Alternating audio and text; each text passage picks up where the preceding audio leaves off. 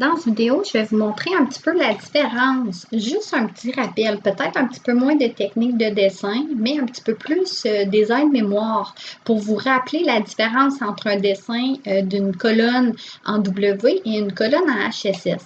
Si je reviens au dessin que j'ai fait pour vous aider, quand je suis en HSS, on se souvient, c'est une forme qui est carrée, hein, rectangulaire ou carrée ou circulaire, dépendant du HSS.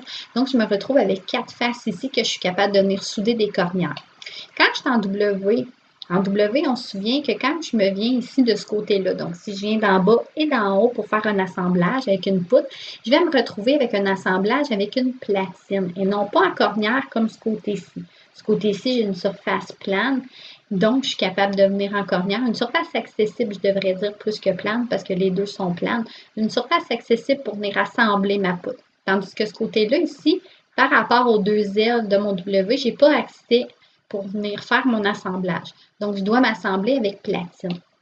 Le dessin final d'une colonne en W, à quoi qu'elle va ressembler, c'est ici. Je vais me retrouver avec des trous dans cette surface-là et je vais me retrouver avec des cornières dans les côtés opposés.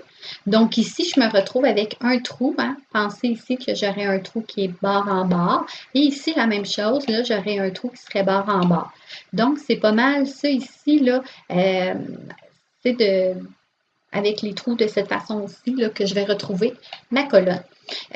Pour le reste, pour les calculs, c'est la même chose que j'ai démontré dans l'autre capsule. Donc, si vous voulez visionner comment calculer une vraie grandeur, vous pouvez regarder la grandeur de la colonne en HSS et vous allez retrouver la technique parce que la technique est la même.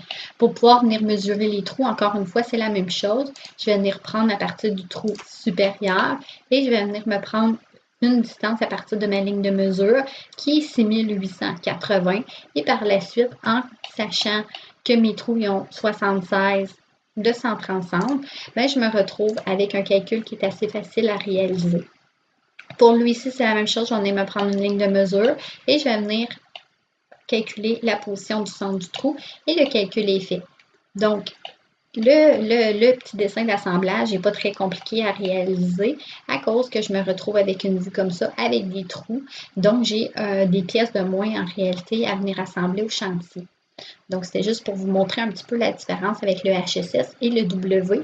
Donc, quand vous avez un W, je devrais retrouver une vue comme celle-ci, les deux épaisseurs ici qui sont les ailes de mon W.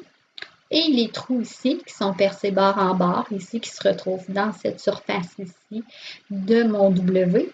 Et je me retrouve avec des cornières, s'il y a lieu, des cornières à gauche et à droite, tout dépendant de l'assemblage que j'ai à réaliser.